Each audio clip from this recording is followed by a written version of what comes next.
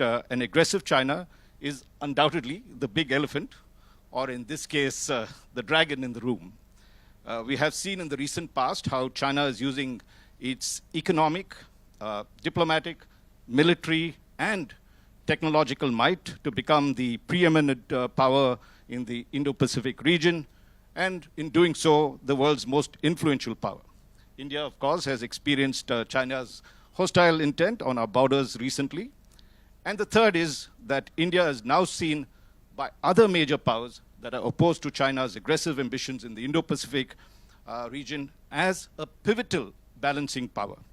This offers India plenty of opportunities as well as poses many threats. So, without further ado, let me begin this session by asking General Manoj Pande, the Chief of Army Staff, to give us a few insights as how India should play its cards in the Indo-Pacific region, and what role do you envisage the Indian Army in this endeavor? General Manoj Pande, please. Thank you, Raj. Let me start by saying that I think in the current times, we are traversing two synonymous movements. On one hand, you have the Indo-Pacific, which is perhaps the most relevant geographical space in the world as we see. And on the other, you have the rising India.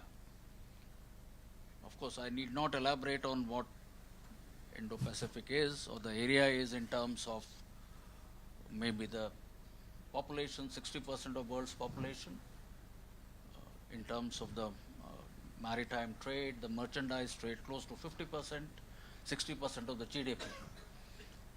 And on the other side, you have India with all that goes with its rising status in the world stage. You have a thriving economy and a number of related issues. You have technological advancements, you have the demographic dividend and the rest of it. So I think in my opinion, there is a synchrony here. Mm-hmm. And it is thereafter for us in terms of, and we can talk of opportunities, threats and challenges later, but perhaps in the context of the Indo-Pacific, I think we can look at it as India's moment in the sun. And it is now for us to how we leverage these opportunities that present ourselves in the current context. If you look at the Indo-Pacific, and more specifically the Indian Ocean region, again, in terms of the maritime trade, the sea lines of communication, India's geostrategic location is something which, again, gives us that edge. What has been our stance as far as Indo-Pacific is concerned? I think it has been very well articulated in terms of what the government, what the MEA has been doing for last decade or so. We don't look at it as a theater which is exclusive to certain nations, but something which is of importance, which is of significance for the immediate countries in the immediate geography, as well as those which are outside. So just a mic a little closer. Oh, sir. Yeah. So, I mean, these were my initial thoughts when you look at India and the Indo-Pacific. Coming to the, shall we say, what are the threats or challenges as far as the Indo-Pacific goes? Of course, what comes to mind straight away is the rivalry between the two superpowers, that is the China and the US. And both seem to have a different approach to where they look at Indo-Pacific. On one hand, you have China, which is looking at a global civilizational initiative in terms of GSI, the Global Development Initiative, whereas the US is looking at this region in terms of a liberal international order. There's also a hypothesis on argument that China is looking at this area in terms of mutual benefits, whereas the US looks at it in terms of mutually acceptable, recognizable values in this region. What we need to be, so while this rivalries or the rivalry goes on, it's also argued or talked about contestation, conflict or competition. we need to be careful that this contestation doesn't transcend into conflict. And I think that is where our role as a preeminent, shall I say, stakeholder in this region comes into play for a number of reasons. You also mentioned about aggressiveness, assertiveness of China, and I need not again elaborate on in terms of what China is doing, be it the South China Sea, be it the East China Sea, in terms of coercive economic, shall we say, aggression, and a number of other things challenging the established international laws in the maritime domain as well as on the land domain. There are a number of hotspots. We are not looking at only Taiwan, but number of other places. In fact, I read someone say that, look, is South China Sea going to be the next Persian Gulf with the kind of resources that are available and the kind of contestation, the kind of interest. So this is what, in terms of, I would say, the threats and challenges are. And there is also this aspect of people look at Indo-Pacific as a binary. So either you're on this side or on the other side. Now this is where again I feel there is a good opportunity for India to step up. The smaller and the larger countries, not only in the Indo-Pacific, around the world, expect India to play a more proactive and a more, shall I say, assertive role here in different fields. And I think that is what we again have to look at. Besides the conventional threats, there are a whole lot of other threats which are again manifesting in this region, be it in terms of regional rivalries, be it in terms of Islamic fundamentalism in certain areas, cross-border trafficking, of human trafficking as well as drug trafficking. There is competition for resources. So, and it is not only in the conventional domain, you also have now challenges in the non-conventional domains of cyber, which again I feel in the future as we move forward, they're going to be becoming increasingly relevant. And these threats and challenges transcend across borders, and it is not only limited to security, but certain other areas as well. So the question I think we need to look at is this contestation going to intensify? The arc of conflict which currently we see in the Middle East, I mean, is it going to be sort of further spreading into the Indo-Pacific? If yes, by when and how do we deal with that kind of a situation? So these were some of the threats. And if I were now to look at the opportunities for us, I mentioned about the rising India, our strengths. I need not again elaborate here. Indo-Pacific itself, the kind of economic activity, the kind of economic center of gravity, if you will, much of the Europe is again pivoting here. Attention of the EU, the European nations is again focused in this region for obvious reasons. And the resources here itself hold immense potential. So therefore, I think with this convergence of India's status as well as the opportunities that provide, I think you can call it a maybe a theater of opportunity for us sitting here in Delhi.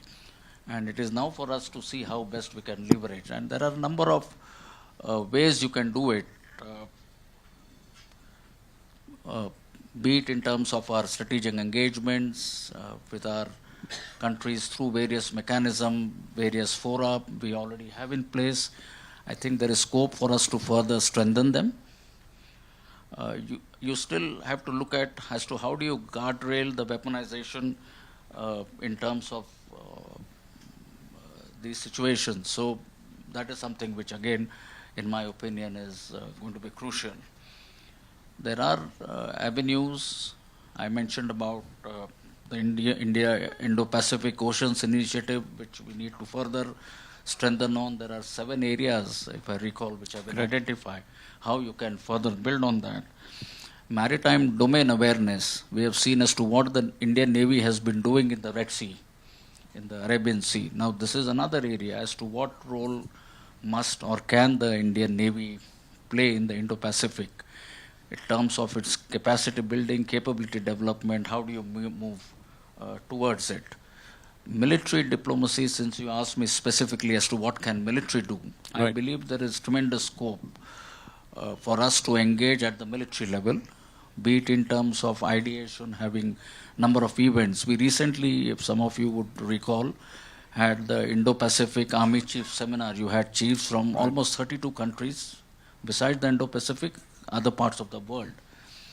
So these are the areas where we need to look at. Defense production.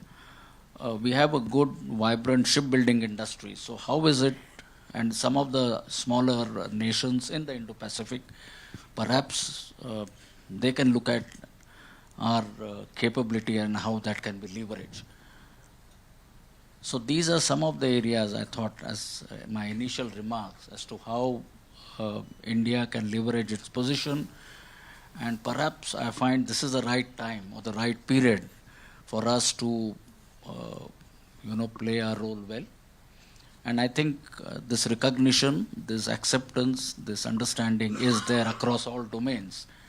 And we in the military, and when I say military, not only the army, but the Air Force and the Navy, we are wanting and doing our bit as to how we can move forward in those directions. So I think I'll stop here with my initial comments. Thank you, General. And I think that's a superb overview, which sets the tone for the discussions to follow. The General is very kindly, he's really limited for time, but he has agreed. You'll stay. Wonderful, wonderful. A couple of questions, General, before we move to our next speaker. We have, of course, identified China as one of our major threats that's there, and we've seen the way China has been modernizing its army. They say by 2035 the PLA will get into what they call military-civil fusion with informatized and intelligence-sized forces, with, of course, the C4ISR kind of command, control, communications, computer intelligence, surveillance, and reconnaissance capabilities. It has also set up a Western theater command and primarily directed towards India to defend itself against India. So what is India doing to counter such moves? How are we modernizing the Indian army to meet the challenge that China poses to us?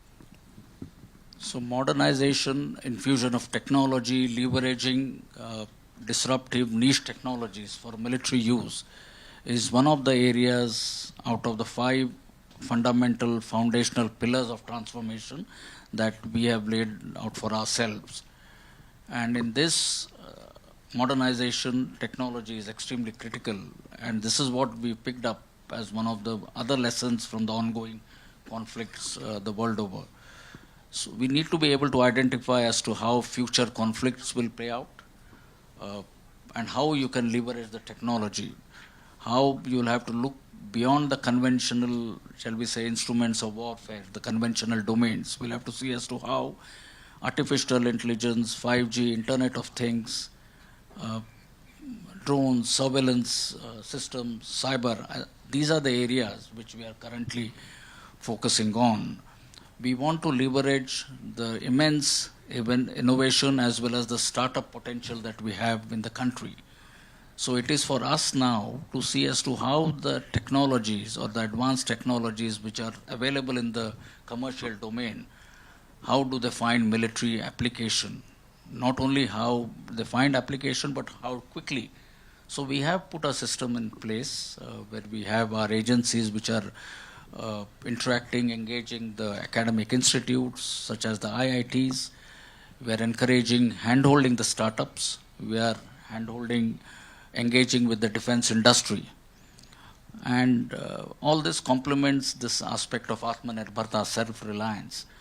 When you look at self-reliance for meeting our defense requirements, I highlight and I make it a point to say this, that self-reliance is not only in terms of acquiring new equipment or new weapon platforms, it is also in terms of our ability to sustain what we already have. So it includes ammunition, it includes spares, it includes maintenance requirements. So this is the entire, so in terms of what we are doing, this is one area which is engaging our attention, and we are laying a lot of emphasis on this.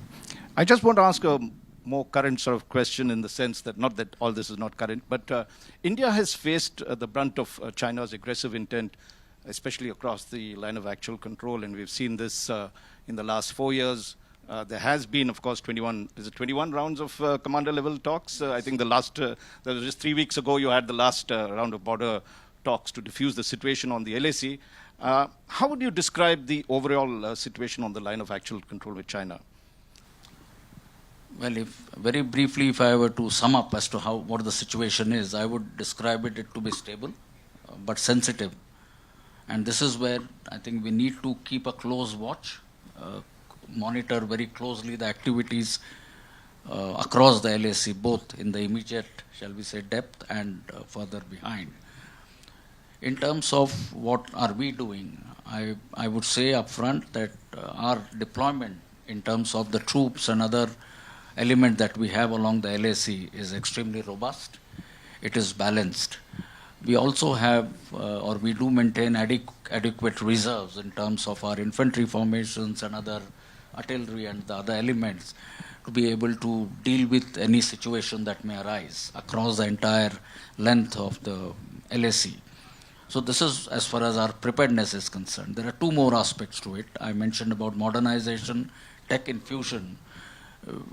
We are making sure that to enhance our ability or capability on the borders, technology for surveillance, technology for precision targeting, for better communication, for better habitat. These are the areas we are leveraging it very well.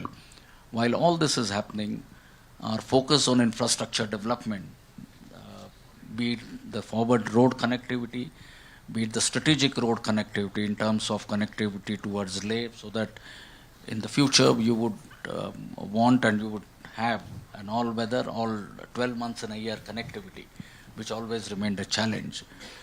And of course, road connectivity right up to the border. So these are the areas we are focusing on. But it is not, when you talk of infrastructure, it is not just the roads. It is also your helipads, your advanced landing grounds. It is also your communication infrastructure. So we are collaborating with the Ministry of Telecommunication. We've got close to 305 our military post where we'll soon have 5G connectivity. Likewise, in terms of power sector, we want green energy initiatives in the forward area. So we are collaborating with the Ministry of Power. So our aim is to collaborate, to work alongside other departments, other agencies, so that the infrastructure along the borders, along the LAC, that progresses well. Just one quick question. I know, of course, probably the answer will be long, is what are the lessons you think you've now been in the saddle for several years? What are the big lessons you think we've learned from the various tussles or the conflicts that we've had recently at the border? What are the 2 or 3 big takeaways for you? Well, not only what is happening along the borders, sure, but I would say that there are very profound lessons that we need to learn from what is happening in terms of conflict around the world. And right, these lessons are at the strategic level, at the operational level, at the tactical level.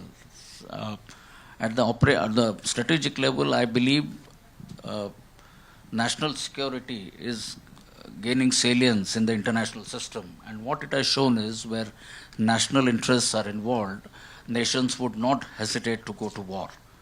Second, I believe in situations where you have contested borders, such as ours, the land will continue to remain a decisive domain of warfare. Third, we spoke of self-reliance. It has shown us not only the conflict, but also the pandemic time, the importance for us to become self-reliant, to have near zero dependency on ex-import requirements. At the operational level, the importance of non-contact warfare, we call it non-kinetic warfare, which I mentioned, the importance of cyber, the information space, the battle of narratives, the influence operations. These are some of the areas and at the tactical level, yes, it is more to do with how we do business when we employ our armor, infantry, artillery, etc., long-range precision fire. So these are some of the areas which we are currently focusing on. And I believe all the lessons we need to see in our context. So these cannot be templated, and I think we are doing good in this direction. Thank you, and I'm hopefully come back to you at if there's time that you have. But let me turn to Admiral Lanba. And Admiral, the Navy has probably the biggest role to play in terms of the Indo-Pacific region, especially if India is to be a net security provider for the region. Now, what do you think does the Navy needs to do to fulfill the mandate that's there, given the fact that generally the Navy is treated as the poor cousin to the other two armed forces in terms of resources? Where would you say you need to emphasize? What are the things you would want us to do? Thank you for inviting me. Before I answer your question, let me lay down some context to it.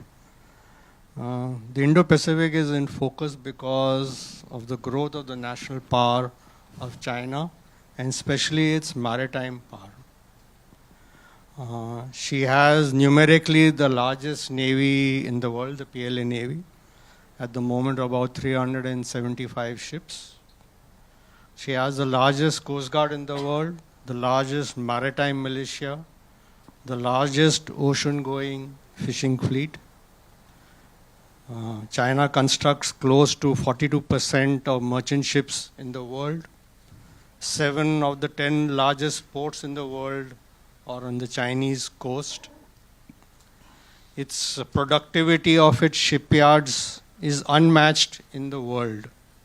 Since 2005 to 2023, the PLA Navy has added 112 ships to its orbit, which is larger than the next 10 navies put together. That includes the United States Navy, the Indian Navy, Japan. You can take the other navies put together. She has at the moment about 25 odd percentage of merchant marine under Chinese flag. And this percentage is slowly and steadily only growing. She's changed the status quo in the South China Sea, reclaimed those islands. She said she's not going to militarize them. She's militarized them, constructed 3,000 meters plus airfields on each of those 3 islands. So she is a maritime power to be reckoned with. Now, you talked about the Indian Navy being the Cinderella service, silent service and all that. Yeah. What do we need to do? We need to invest in a holistic national maritime power. I'll come to the Indian Navy last. The percentage of Indian trade being carried in Indian flag bottoms has been reducing over the years. Indian shipping industry, I don't agree with what the Army Chief said, is in the doldrums. We have less than 1% of global ship construction within India. You have the defense shipyards which are doing well primarily because they have a captive customer in the form of the Indian Navy. But all the other large shipyards which had capability of constructing larger merchant ships have all shut down. That's one. Next is there has been a focus in the last 10 years. You have the Sagarmala project to develop ports, infrastructure and linking them to the hinterland. But our economy is growing. It's a globalized economy, entirely dependent on shipping of goods. A very large percentage by volume and by value is transshipped by this thing. We are an energy deficient nation and will continue to be for the foreseeable future unless we find some great finds of gas and oil, and including blue. That. So we need to invest in merchant shipping construction within the country. We need to have Indian flag bottoms to carry the energy. Coming to the Indian Navy, we need to invest in capabilities, in blue water forces. I'm talking about destroyers and frigates. We need to urgently approve the construction of a true third aircraft carrier. Now I'm talking of a large aircraft carrier, not the light aircraft carrier of the Vikrant class. I'm talking of 65 ton along with the Catobar capability. Invest in nuclear submarines. Build up naval power. If you want to be counted as a regional power and be a net security provider, that is the way go ahead. But I want to make a point. Construction of naval power cannot be at the cost of the army or the air force. The country needs to invest more in defense. We need to have a greater share of the GDP in defense. And that is the way ahead.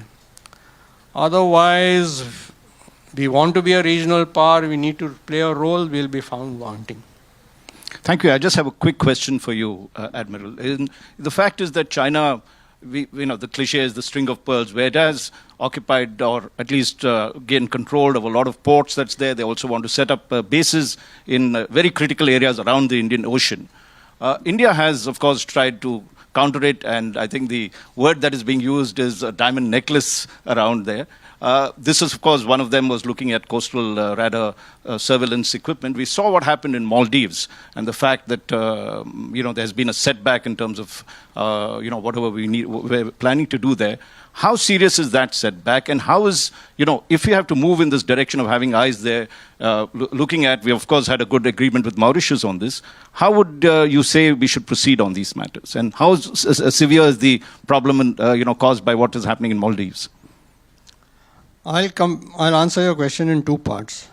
One is sustainable in operations of the Indian Navy in the larger Indo-Pacific. And next is, like the Army Chiefs talked about, maritime domain awareness and what we have done. What the country and the Navy has done is we have identified a number of OTR ports that are operational refueling, transfers and all that, and the Navy puts in, so the legs have increased. We've now set up the facility in Agalega in Mauritius. Similarly, we have agreements with other countries also. We have signed all the foundational agreements with the United States, so the reach and sustainability of the Indian Navy has increased. This is not something new. Like when I was commanding my destroyer way back in 2005, we had a fuel exchange agreement with the United States. So when I was deployed in the Atlantic, I fueled from a US tanker in the Mediterranean. So similarly, we have this exchange. The Indian tanker, if it's available, can fuel a US naval warship at sea and you settle your accounts. This happened way back in 2005 itself. So now with the logistics agreement in place, so the reach and sustainability of the Indian Navy has grown by leaps and bounds. And it is there to see what's happening now in the Red Sea and in the Gulf of Aden. As far as maritime domain awareness goes and what he's talking about, what has happened in Maldives and all that, systematically over the last decade, we have set up infrastructure, including in Maldives, a radar chain, Sri Lanka and Seychelles and Mauritius. We've helped other countries also. We've signed white shipping exchange agreements with over 20 countries and different organizations. So there is a holistic maritime domain awareness in the Indo-Pacific. We have the International Fusion Center for IOR in Gurugram. And the IOC IOR publishes a fortnightly report for everybody. We have agreements for sharing intelligence with a number of partner countries. So there is a holistic domain awareness of what is happening in the Indo-Pacific. Like whenever a Chinese ship sails, we know where it is, when it's going to enter Indian Ocean, and more often than not, she is welcomed by a ship or a maritime patrol aircraft saying, "Welcome to the Indian Ocean region." It's happened in the past and it's happening now. So we are much better prepared, knowledgeable, with inputs available to operate. And I think we can meet the challenge, especially in the Indian Ocean region. I'm going to come back to you, Admiral, on this, but let's bring in Air Chief Marshal Bhadauria on this. They say that the next war will be virtually fought. In the sense, cyber will take charge. And even before you can marshal your troops or your fleet or whatever it is, you could be defeated. As we've seen in Russia, the Ukraine-Russia conflict, within days, Russia had knocked out the Ukrainian surveillance systems and was, had full control over the air. So how do you see this playing out in the Indo-Pacific? What are India's capabilities in case there is, cyber fire or whatever terminology that we use to describe the way we could be defeated on that front, the technological front? How do you see India proceed on that front? Do we have the capability already, or what do we need to do to build it? I think from cyber perspective, I think with the context of threats and opportunities and what has been laid out very clearly, this is where China is we are looking at. I will just go towards that side, that apart from maritime domain awareness, we need to quickly transform to air and space domain cooperation, collaboration, awareness, ability to collaborate and share. Easier said than done whenever defense forces are involved. Okay, so that needs to be tackled. And the biggest threat to that is the cyber. And in cyber, China is really leaps and bounds ahead. Where we are, I won't really go into it because of obvious reasons. But what we need to do is to really develop this to the next level. And technology is the answer. We need to, all these issues that we are discussing, apart from Atmanirbharta drive that is really putting our defense industry on the right pillar to support where we are heading, the technology growth in the new age requirements is where we need to take leadership. Cyber is one, space is one. In cyber, therefore, and in space assets, when we see ISR and complete nav and support requirements, you need to bring in AI, ML, you need to bring in quantum tech. Without quantum security, you cannot really target or solve the cyberspace security issues. So these are areas from Indo-Pacific perspective, I think we, from technological perspective, can do a lot. These are the new tech. We need to take leadership in this. This is where our industry needs to concentrate. This is where it is kind of still open space for us to become leaders, because let us not forget, whatever is happening on the global front, the Chinese military potential or its growth is so asymmetric in the region, and we'll be the front end of bearing that asymmetry. Whatever happens on the global front. So if we have to safeguard and continue to grow and see our security concerns correctly, I think technology growth and technology sovereignty is the answer. And that is an area which will tackle all this. Cyber being one of the very important areas. And I'll discuss some of those other issues. Apart from cyber, for example, when I said air and space domain, we need to be able to communicate and transfer data with all our strategic partners whom we identify as part of COAS or as part of other strategic partnerships, bilateral or multilateral. So these are the areas that we need to look at. We cannot put our entire information on the net, but how do we share the relevant information? We need to maybe start with HADR kind of template and have ability to put our strategic reach assets for whoever requires. And that will really initiate the point of how do we come on the same net in terms of comm, data, ability to talk to each other when required. So these are my opening remarks in response to you and any other thing that. Sure, I'm going to come back to you, Chief Marshal. Let me get Ambassador Nirupama Rao, our former secretary, into this. Now, China has been pushing to resume broad bilateral relationships with India, setting aside the border crisis. I mean, that's the thing. And India has maintained that normalization is not possible if the border situation remains abnormal. I mean, that's India's stand. Now, there is every danger that this relationship could deteriorate further. And if you saw the morning papers today, they talked of the US intelligence reports that says that there is a possible conflict going to happen between India and China if things worsen. How do you see, where do we need to move forward with China? What are the things we need to do? You've been an ambassador to China as well. The things that we need to do, and what are the red lines or things that we should draw, and where can we make the relationship, as we say, more manageable, predictable, rather than being surprised constantly by China? Well, first of all, Raj, thank you for inviting me to be a part of this very distinguished panel. We haven't used the D word in our conversation so far, and I refer to diplomacy. But when it comes to the current state of relations between India and China, you wonder where diplomacy has gone. For 30 years, or even more than that, for almost 40 years, we maintained a certain management regime in our relationship with China. Peace and tranquility were maintained along the line of actual control. But it was a brittle relationship, as was proved by the events in Galwan and the consequences of that military confrontation. The army chief just spoke about the current situation along the line of actual control and the fact that tensions persist and efforts to reduce those tensions and to build more confidence in the relationship, or as the Americans would say, build a floor to this relationship, have not really succeeded so far.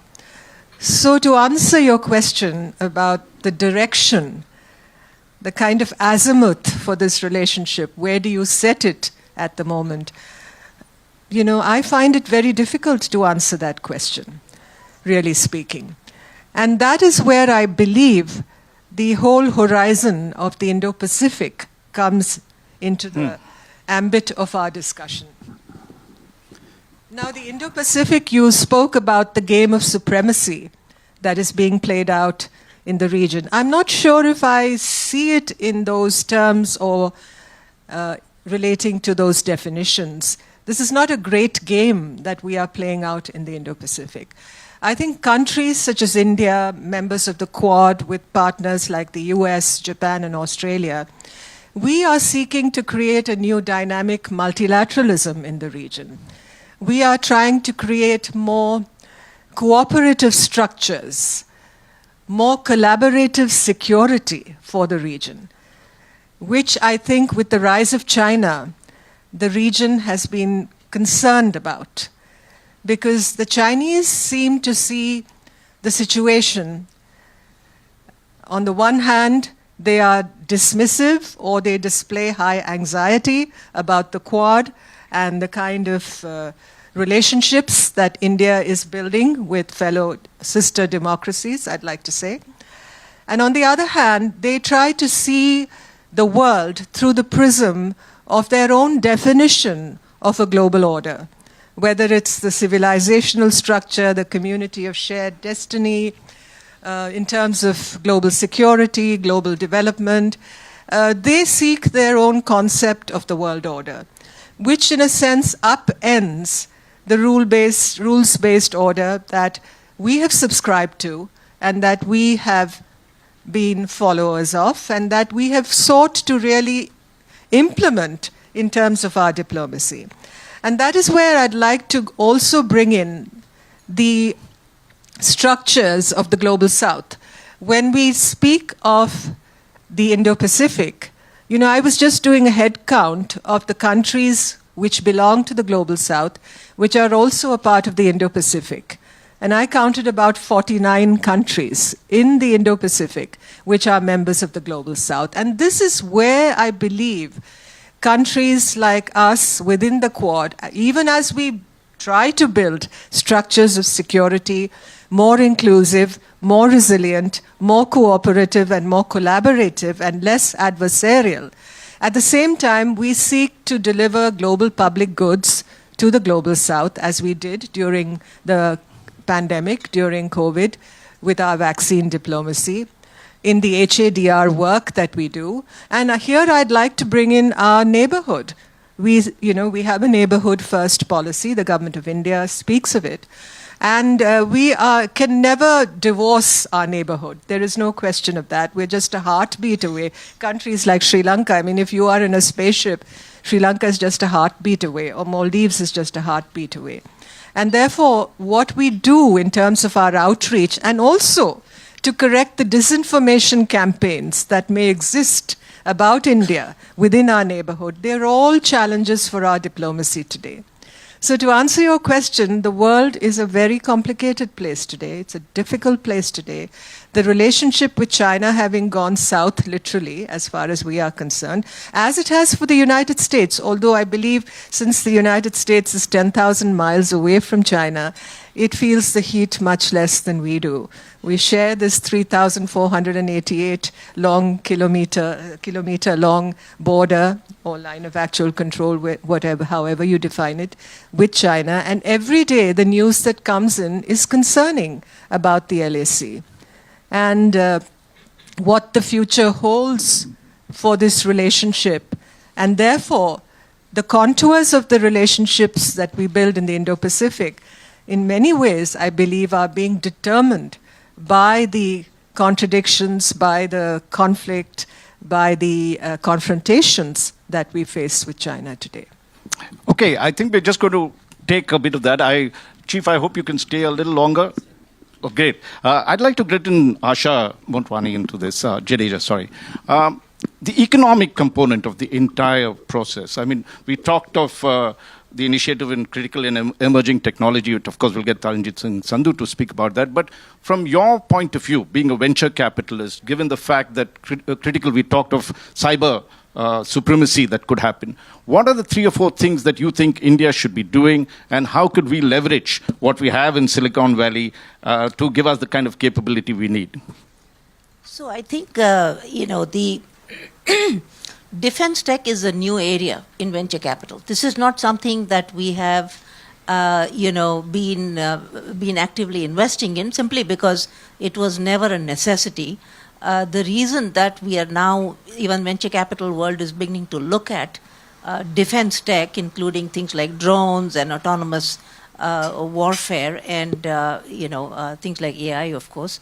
The reason we are looking at all that now is because we are realizing that we are on the brink of a very uncertain world, a world where we don't know where the Middle East conflict is going, we don't have any boundaries of where Russia is heading as far as Ukraine goes, and we don't know if China is going to follow through on its promise of taking over Taiwan at some point. I mean, it's promising that it will do in 2047, 48.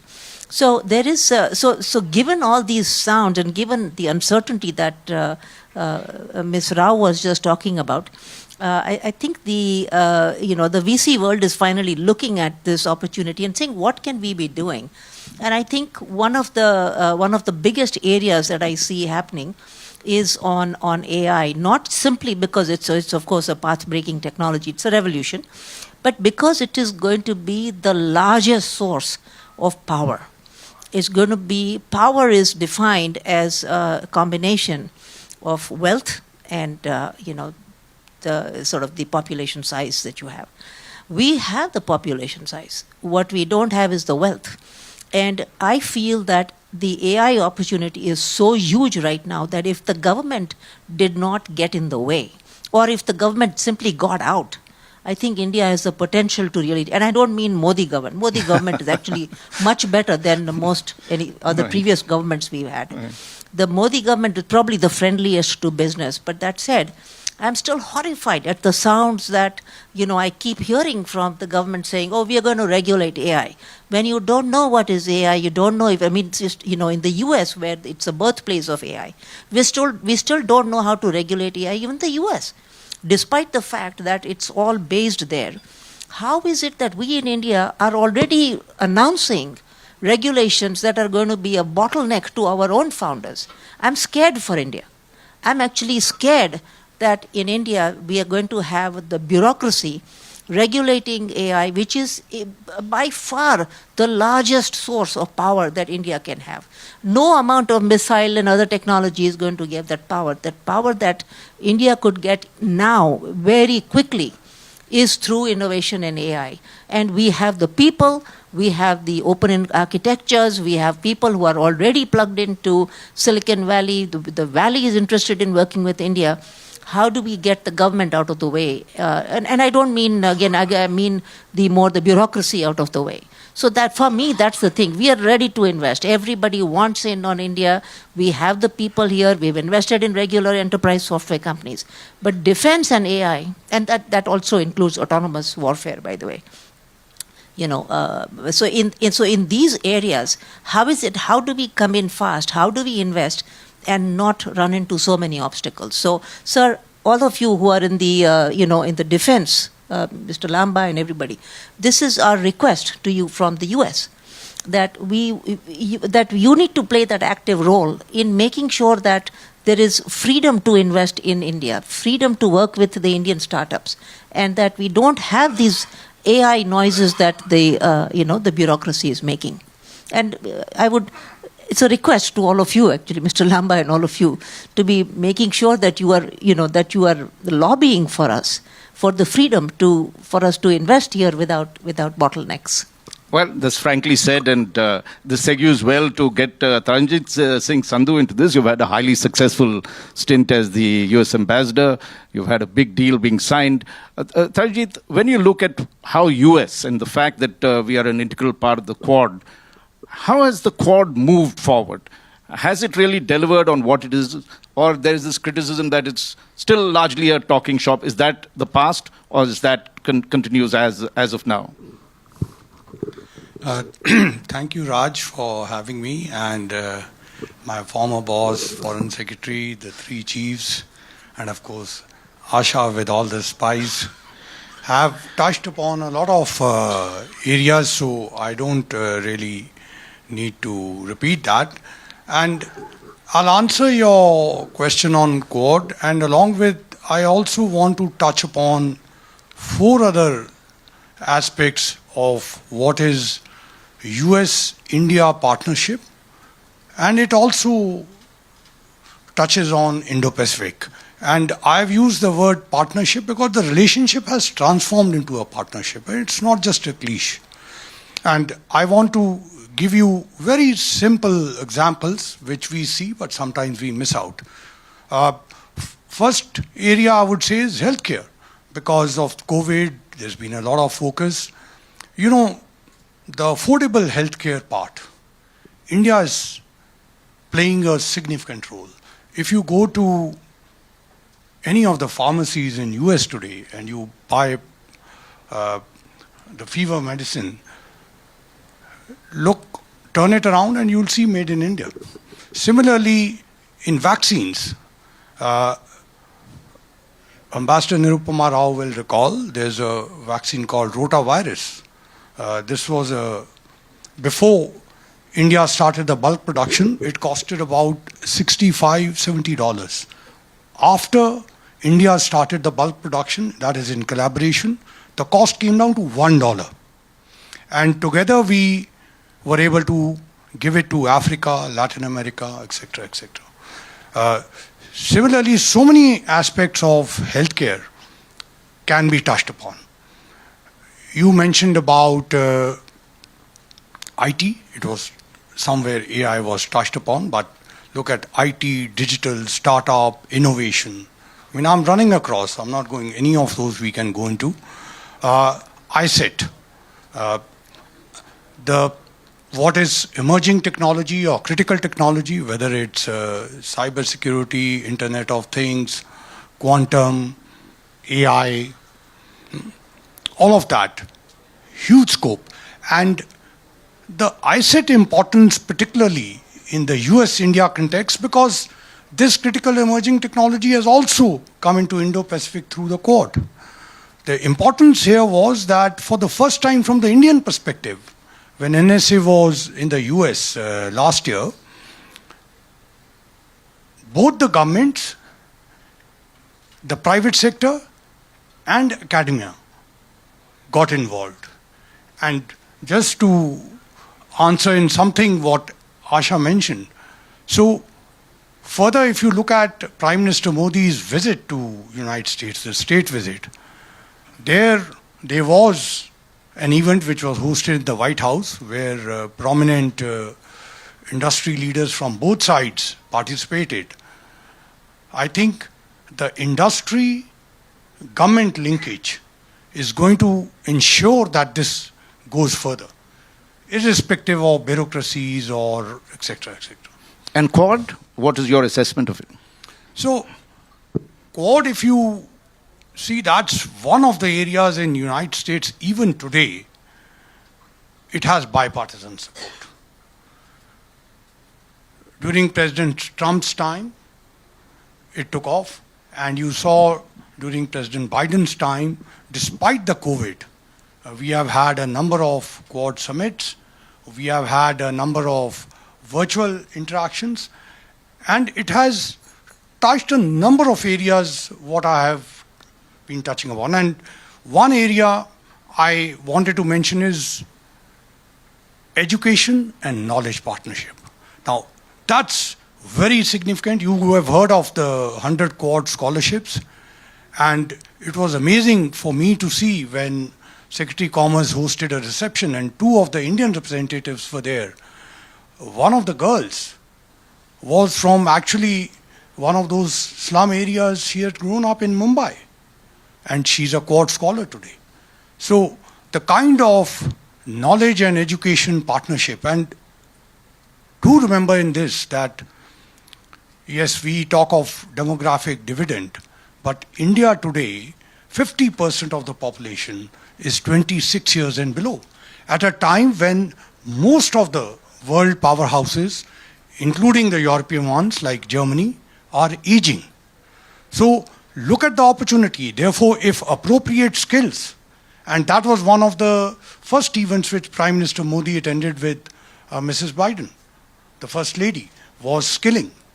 So this aspect has been brought into Quad. So Quad is not just strategic. I think if you look into the healthcare has come in, you saw BioE combining with other partners and supplying in Southeast Asia. IT digital startup, all is very much there. Education, I have given you an example. Then energy.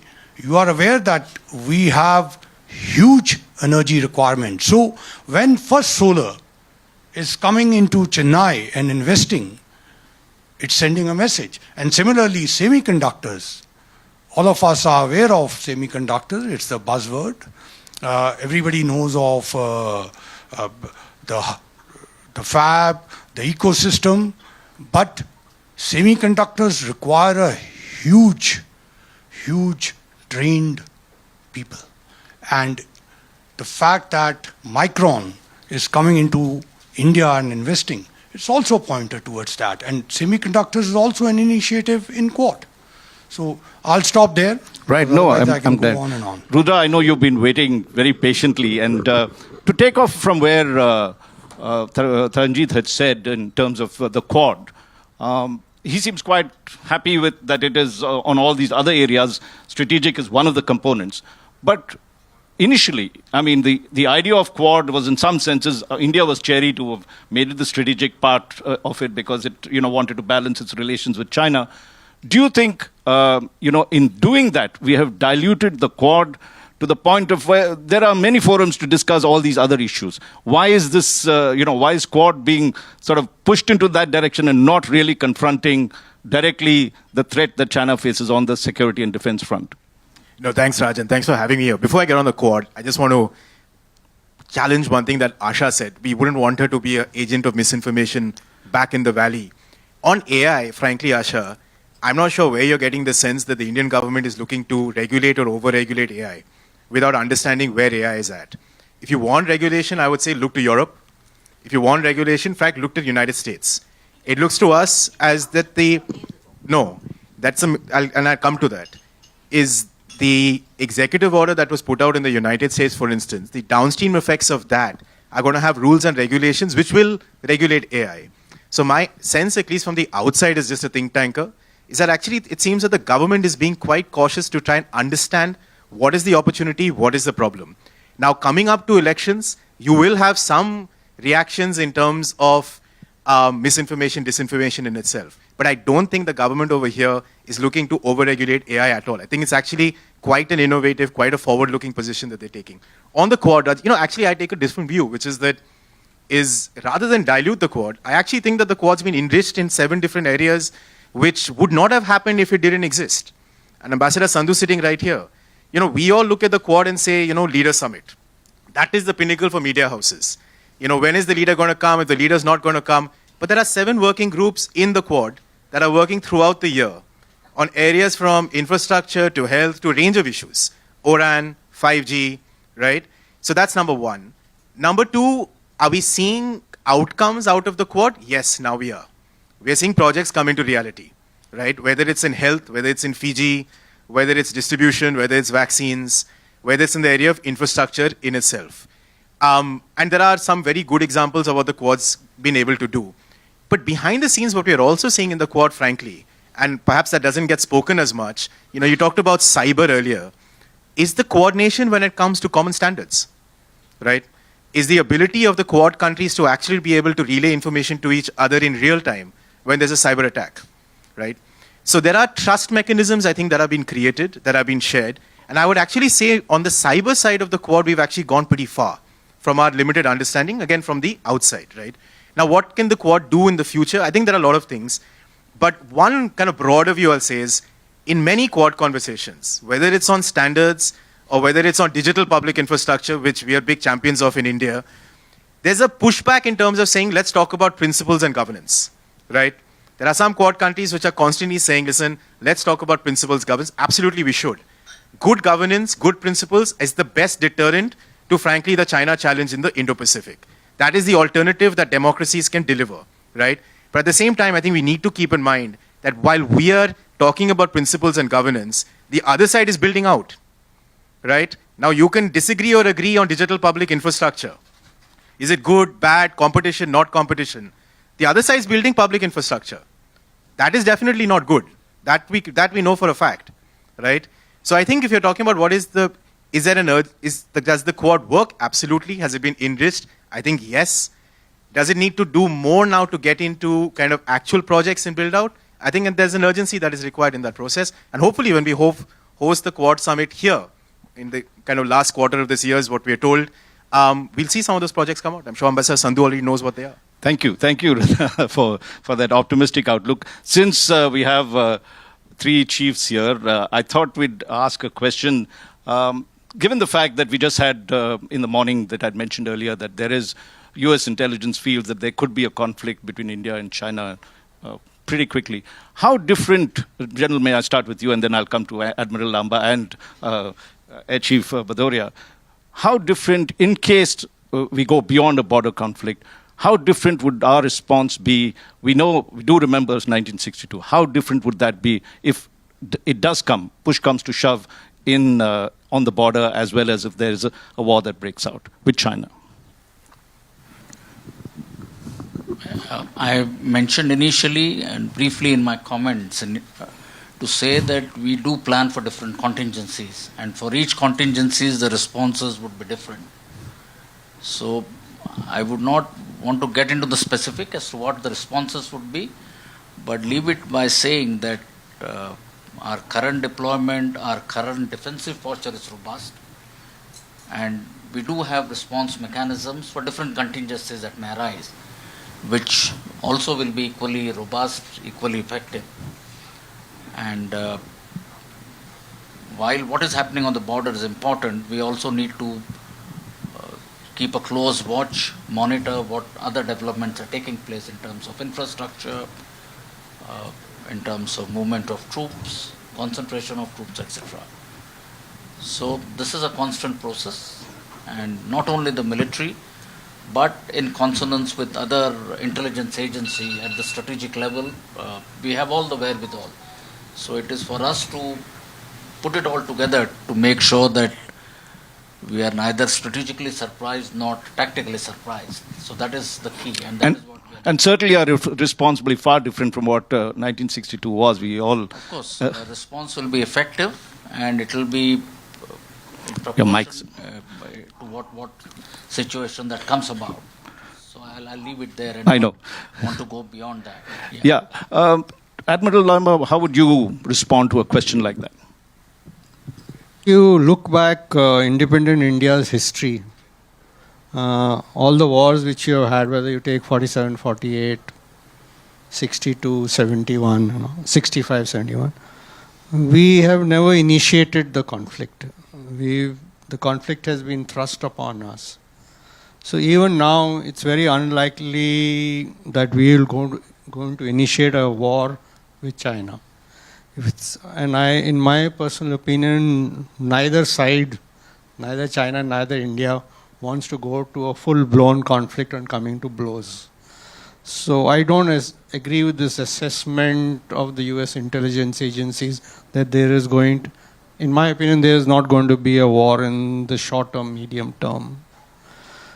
In case a conflict is inflicted on us, I'm quite sure we are much better prepared along the LAC and Indian Ocean to give China a bloody nose.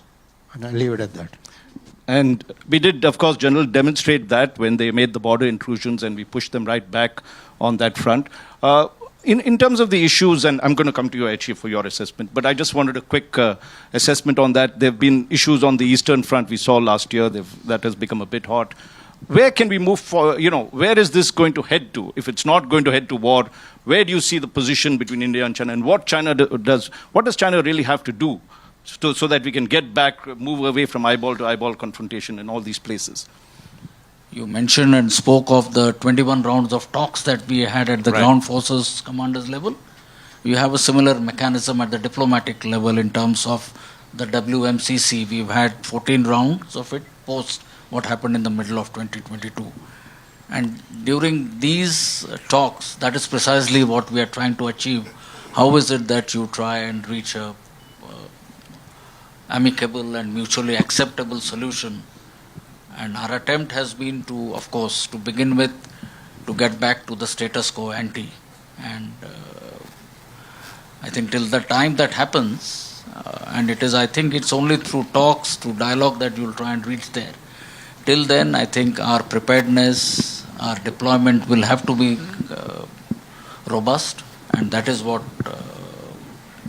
while you continue to talk, we cannot let your guard down and be ready at all times, and that is what is we looking at, or that's what we are looking at.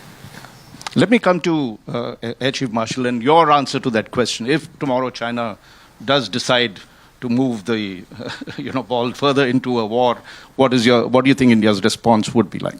Okay, I don't want to go into whether whose assessment happened or not happened.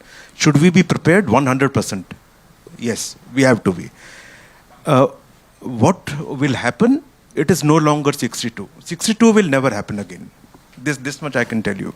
We are way beyond in our capability, in our will, and in our mindset. Way beyond.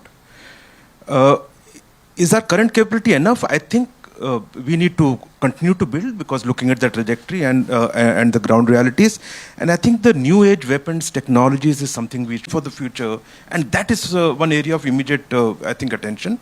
And I don't know whether you'll come back to me again, so I want to just make a comment on AI. This time, don't worry. Okay.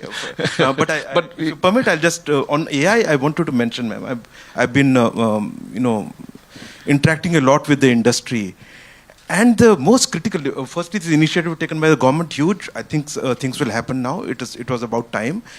But the most important aspect for AI in the country is that it needs to be homegrown.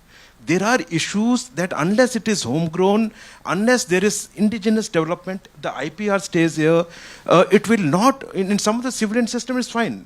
Anything developed by any of the stalwarts in the West would apply. But in many of the critical and all security related application, the AI element has to be homegrown. Okay, there are applications of it, fine, but that element must be ensured. And if the venture capitalists come into India with that mindset, I can connect you with so many people, so brilliant minds in the country who are just waiting for investment and who are really looking to grow in this field.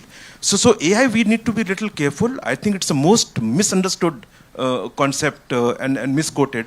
This is the power of the future. I totally agree, but we need to harness it, and we need to take ownership wherever it is critical. In some non-critical areas, it's okay. Thank you. I want to come to I was going to come to you, Nirupama.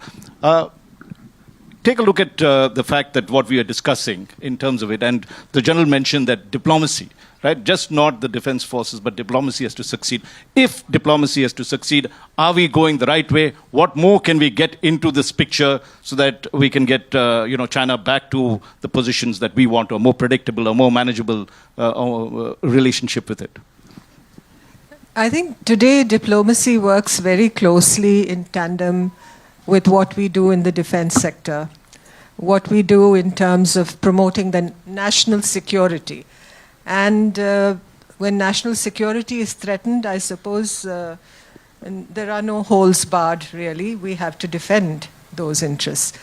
We haven't used another D word here today. That's deterrence. And even as we pursue diplomacy, which we have to, I'm not saying it in the context of China alone. There, I suppose, the total erosion of mutual trust has made the conduct of diplomacy with China that more difficult. But I don't discount the need for the continuation of talks at the military commanders level or within the WMCC, or for that matter at the foreign minister level, to see how we can reduce tensions and wind them down to some extent. As I said, build the floor to this relationship. But when it comes to deterrence, and it combines with diplomacy, and I think creates quite a potent force for us. Firstly, because India's place in the world is so much more prominent today, and our potential is so much more acquiesced in and recognized today by our friends and partners and in the larger world beyond. I think the deterrence capabilities that we build through our partnerships with the United States, with like-minded democracies, with our friends and partners, apart from the capabilities that we build within the country, which is what we talk of when we speak of Atmanirbharta and Make in India, Make for India, and particularly where the defense production industry is concerned. And that's where technology comes in, and all the cutting edge, critical and emerging technologies that we seek to bring to the country in terms of our partnership with countries like the United States. So to answer the question, is war with China inevitable? You know, coming back to the initial query, you know, war is not a word to be trifled with. Mm-hmm. One must understand that. We are a country of 1.4 billion, and there are 1.4 billion lives at stake here. It's the destiny of 1.4 billion lives that you have to think of. And that is where I think you have to deploy, you know, your strength, your agility, your creative forces. And, you know, the Prime Minister speaks of our being a civilizational state. China and India are both civilizational states. And for civilizational states in Asia, you know, Deng Xiaoping, when he met Rajiv Gandhi, spoke of the Asian century. Today we are speaking of an Indo-Pacific century. China wants to be central to this story. That cannot happen. It has to be a diversified, pluralistic, democratic order that you think of within the Indo-Pacific. And that is really where the contradictions come up also between India and China. But, you know, as I said, we are neighbors and we have to deal with each other. And in the long run, I think it is most essential that we seek to reduce the differences between us. It's going to take a long time. But in the meantime, as they say in old world terminology, we have to maintain the line. We have to maintain the line. And, you know, you touched upon U.S. relations and how important it is. Taranjit, let me just get you into this. We see, you know, that the drone deal is almost done, the Predator drones. Today we saw some developments on that front. How is our partnership with U.S.? And U.S. talked in its Indo-Pacific document in 2022, Joe Biden talked of us being a major defense partner and the need to advance that considerably. How much has the U.S. advanced that? How much have they helped us in terms of equipping ourselves to deal with the Indo-Pacific region? I mean, not just our region here. Raj, our region is very much part of the Indo-Pacific. And I think our understanding is very clear. I take that back, yes. And Indian Ocean, when we talk of, we in fact, as Ambassador Rao pointed out, that there are several other countries and also about India's unique role. You saw it during G20, that bridging role. That's because ultimately the problems of Global South need to come in. And now your question about, I think the Indo-Pacific, the Quad, to use American parlance, is a win-win strategy. And that's why I did not touch upon in the strategic side, because you have a line of experts who have already spoken on that. I wanted to just draw your attention. You know, even in a thing like vaccines, if the Quad did not move ahead and did not provide affordable vaccines to all the other countries, then you know who was there. It's no use saying that the efficacy is only 30% or 25%. If countries don't have a choice, they will take those vaccines. So that's why that BioE initiative and other areas which Rudra has touched upon, actually it is strengthening the Quad. Whether you say it, it's an alternative or not, but the countries need to have a concrete way of going ahead. But one aspect I want to mention here is that we must also keep in mind that, yes, when I said win-win, there is an economic, commercial push that is coming into our country too. When we are manufacturing vaccines in such a big way, there is employment being generated. When US investments are coming in, some of them which I named, or when cell phones are being manufactured in India, there are jobs being created. And the last 3-4 weeks I've spent in Amritsar. The tier 2, tier 3 cities in India have tremendous scope. Just connectivity in Amritsar can ensure existing food and vegetables and fruits. You'll be amazed. Gobi, Nashpati, Matar, all of them are already grown. And imagine if that is connected to Indo-Pacific or the other side, to the Gulf countries, how much the earning of farmers will go? 10 to 15 times. Will the issues that are bothering us today be relevant then? I'll just leave it there. I think, Asha, you can come in now on this. He talked of the economic relations. Of course, if you'd like to rebut any of the points that our discussants had said about what you had commented, please feel free. No, I think, listen, I think the relationship between US and India is at it is best it has been since, for decades now, since independence actually.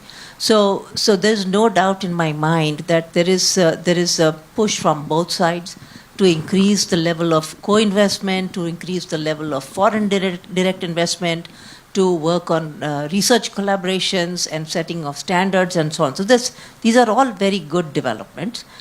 India is doing fantastic in the global south and taking leadership on various matters in Africa and other continents, in Latin America and so on.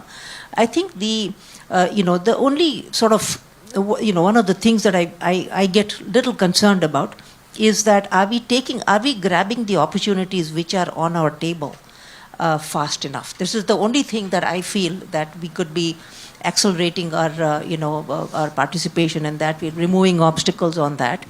And I see nothing but a future where especially between the free countries, between I2, E2, and some of these corridors that are coming up now, I do see that there's going to be an increase in the wealth in all these pockets.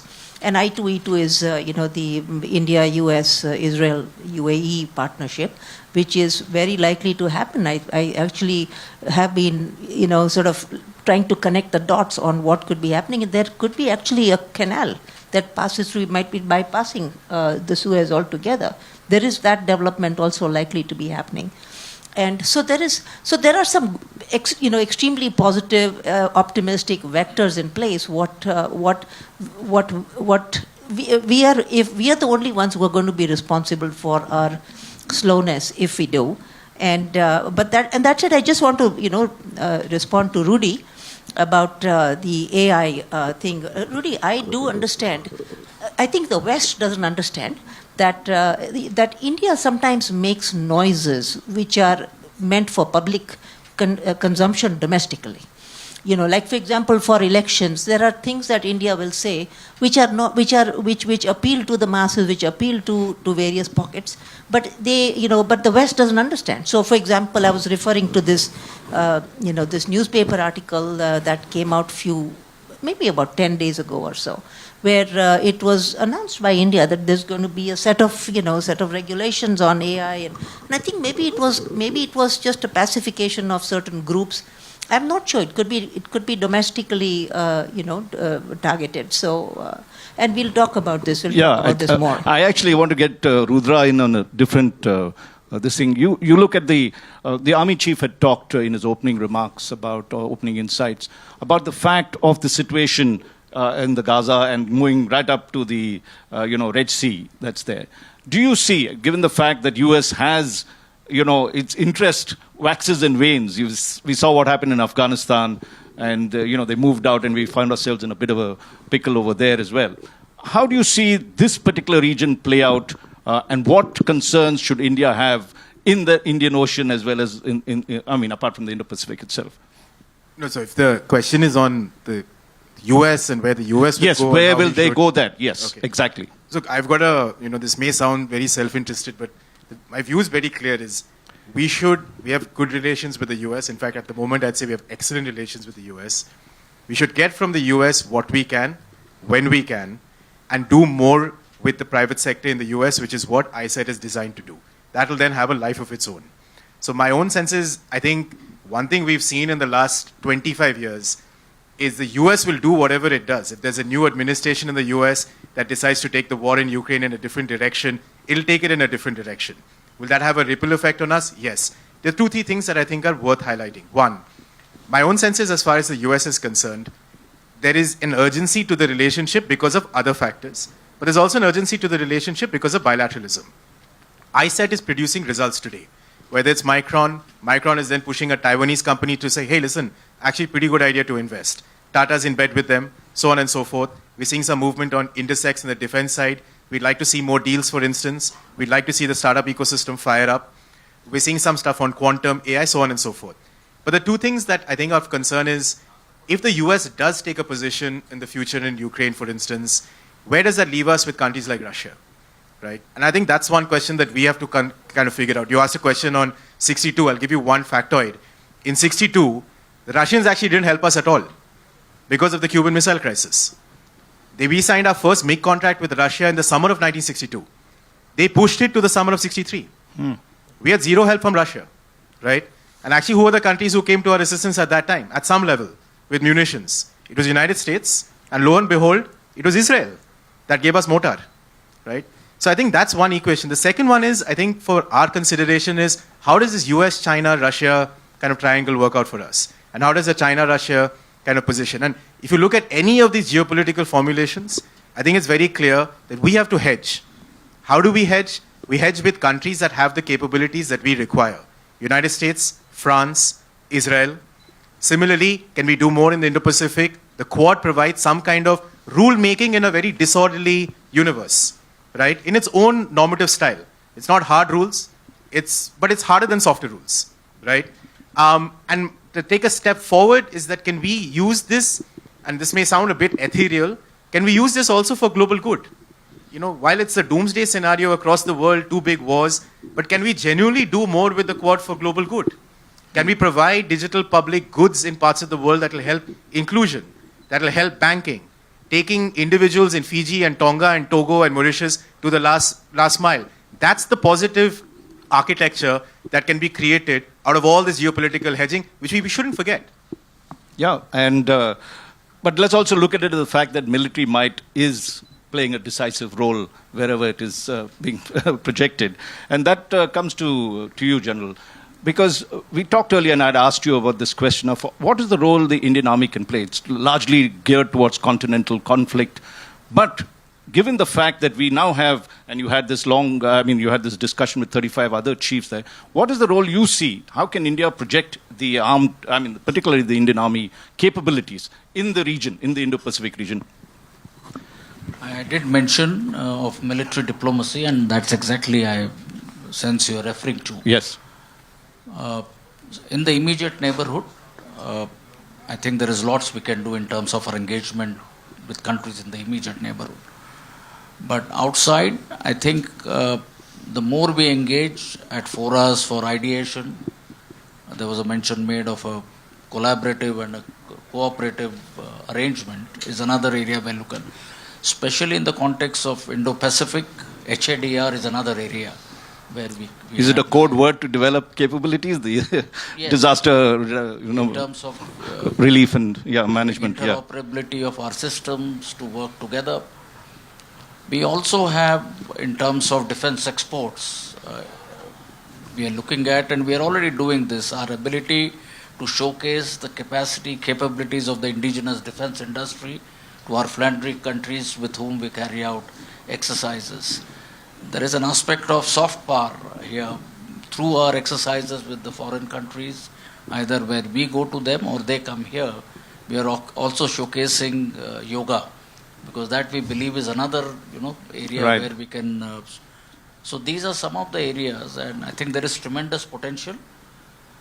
A lot of countries want to learn more from us, especially in those areas, core competencies that we have great experience, be it in counterinsurgency, counter-terrorism operations, be it in high-altitude area operations, urban terrorism and the likes. So they are very keen, just as we want to collaborate with other countries in niche, disruptive, critical technologies, learn more about AI, quantum, etc. So You don't see on the grey zone, conflict zones, India, assisting in any way. Where do you see India's role in that? No, that is very important. Yeah. Increasingly, I think the grey zone, not only in the military domain but outside, but I'll focus on what we're doing in the military domain. In terms of our capacity building, as to what is it that you require to effectively, shall I say, fight in the grey zone vis-a-vis a conventional war. Now, these are some areas. Our experiences to deal with situation on the border, I think this is a good example of how we need to prepare ourselves to manage the borders, to operate in this area without sort of achieving what we need to achieve, yet making sure that the situation does not get out of control, or you need to keep it Right. below the threshold. So yes, there's good experience that we have both along our northern borders as long as along our western borders, just as we also have in the hinterland. So these are this is also one of the areas where our friendly countries, partners are extremely keen to learn from us. Thank you. Admiral Lanba, let me come to you. The fact was that when the Quad, in many sense, earlier was thought to be of some sort of security arrangement, but when they found not just India, but ASEAN countries chary of it, we saw that US tied up with us, UK, to give Australia nuclear submarine capability. How do you see when it comes to us, and given the fact that we were talking of conflicts, whether South China Sea, Taiwan Straits, if India had to move forward and build the kind of capability, do you see there has been talk of collaborating with the French on this for nuclear submarines? Is this something that you think is viable? See, in our collaboration with the United States, Ambassador Sandhu will also agree with me. One thing which they said that we can discuss any and everything, but the nuclear technology is off the table. Okay. United States, this is the first time that they have shared nuclear propulsion technology with a partner other than UK. Earlier it was only a common thing with United Kingdom. Okay. We have come a long way in developing nuclear propulsion technology indigenously also. But an option is there of collaborating with France to build SSNs is there, and I think France will be more than willing if we are willing to go down that route. Are we willing? The Navy is willing, but it's a policy, it's a larger issue of your relationship with Russia and what we have been doing with them in the past. They have given us access to technology and shared technology which nobody else has done in the past. So we have to keep the overall gambit. I mean, during my visit to France, when I went there as the naval chief, I was the first naval chief whom they took me on board one of the SSBNs. I visited the Barracuda class, new SSNs being under construction at the Naval Group shipyard.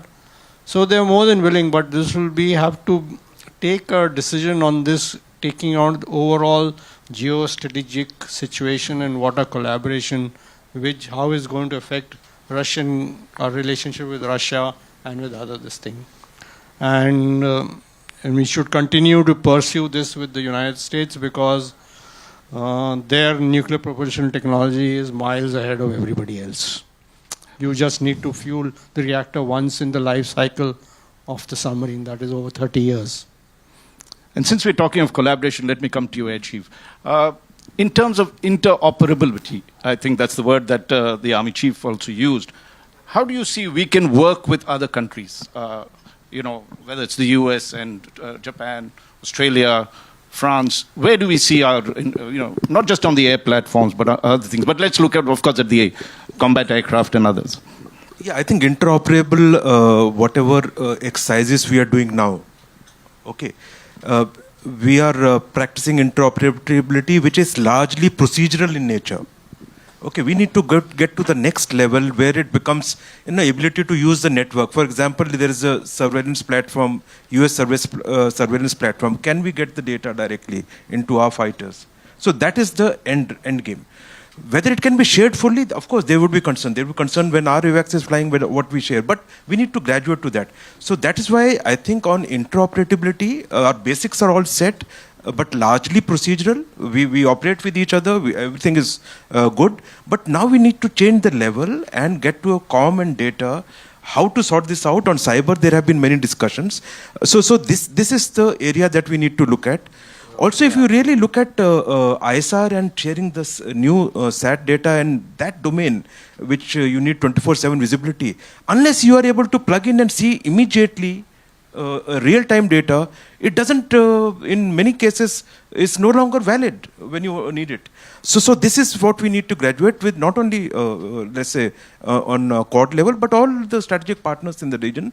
And in non-Quad level, there are areas in technology where we develop technology and we share that. The details and the small prints in how much and how is another matter. Okay, I've got just, actually, we're almost out of time, but I'm going to take this liberty in taking about 6-7 minutes. We just planned that, General, if you don't mind. Just one quick fire round that we want, and we'll start with you, Asha. If there's one thing that you think we should be doing on the Indo-Pacific front, what would that be? The mic. Okay, all right. If look, I'm going to be launching a small venture capital fund for ISET. Let's call it the India-US ISET fund. I want to invite the 3 generals here to be part of that. You're putting your money where the mouth is. Absolutely. And I need these 3 gentlemen to be part of this little fund. Help me, please, in identifying what we should be investing in. Right. Because remember, I'm Indian. I may be an American passport holder, but I also am Indian. I'm born and brought up in Ahmedabad. And this is my country, this is my motherland, and I'll give my life for it. So, please let's work together on this, okay? Taranjit, what's your one big point? So, Raj, you have been very influenced by American way of asking. That's why you asked this question. I'm just interoperability. I would just take a leaf out of what Rudra said. Right. That I think India can be a very important force for global good. And here I'm again pointing to the young in India. If we can skill them appropriately, there is so much they can contribute in India, US, Quad, Indo-Pacific, world over. Okay. Let's go to Rudra that side and an out-of-the-box thought. So outside of all the strategy and the critical tech, etc., get young people in the Indo-Pacific, not necessarily the US, Japan, that happens anyway. Get people in the Indo-Pacific from countries with a population of less than 20 million, 10 million. There are many. There are 75. Talk to each other, share ideas, bring them in what you may call laboratory of good ideas, and global good will happen. Nirupama, you were there in China when China launched the BRI. I wasn't. Oh, you're just, I think, moved. I'm pretty prehistoric. Sorry, yes, I met you in 2008 over there in Beijing. But tell us, I mean, China's pushed its influence, the elite capture that it did through its various initiatives that it's taken on in the BRI. What do you think India could do? I mean, that's my one big thing. If India had to do, what would that be? I thought this was a rapid fire. It is a rapid fire. We talked of war, now we talk of rapid fire. Now you want me to be trigger happy, I think. But in any case, when it comes to alternative strategies for India, looking at what China is doing as far as the BRI is concerned. You know, the BRI was launched around 2014-15. And there have been many lessons learned not only by China, one can only hope, but also by the world and the recipient countries. I think the alternative model that countries like India and our sister democracies can offer is a far more resilient, far more transparent, far more rules-based, and far more humanist structure. Whether it comes to development partnerships, whether it comes to skilling, whether it comes to skill development and training, infrastructure building. Ultimately, you know, when the Indo-Pacific, if you were asking me to sum it all up in one word, what our approach is, it's about creating these countervailing coalitions. I'd like to start. Hey, Chief, to you. The fact is that drones have come in. You have Hellfire missiles. You have everything else. Is the fact that China has 3 times more combat aircraft than we do? Will that balance tilt? What is your thought on that? One sort of. No, they have 3 times aircraft, but in the area of concern and area of responsibility, how much they can bring to bear. That is what we need to consider, and that we are calculating in a calculation. But where we go forward is where we utilize all these drones and UAVs and unmanned combat vehicles and the swarm tech, manned unmanned. That is the area we need to really. You think that will fundamentally alter? You will not need manned combat aircraft. No, you would need manned, but there would be a combination of manned, unmanned component continuing to growing. And there has to be an element of, combination of stealth and rest of the ISR issues. You need to develop this niche and capabilities which you can bring to bear without loss of life. And that, I think, can change the game. That is where we can be ahead. And are we ahead? We are in a reasonable position. We are not ahead. Okay. We should not mistake. But we are in a reasonably good position. In the tech that is being developed now and the energy in the private sector, there is no reason why we cannot get ahead. And that is what we need to look at. Admiral Lanba, what would be the one big thing you would suggest? Holistic development of national power, including military capability, where we can negotiate from a position of strength. I like this. You never talk about being the Cinderella, but you sort of back everybody else. Chief. I don't want to be parochial and say only the Indian Navy. So it's this holistic military capability where you give the diplomats a position to negotiate from a position of strength. Chief, last word for you. From my perspective, I think we need to be strong because that is what is going to be deterring our adversaries, and that is what will ensure that your growth story or growth trajectory is not impeded or hindered in any manner. So, that's a larger thing of remaining strong and having that capability. It is also to do with the deterrence which Ambassador Rao spoke of. Thank you for that strong capability and the fact that we've had a very, very strong panel. Let's give them a very warm round of applause for this. Thank you so much, ladies and gentlemen. Thank you.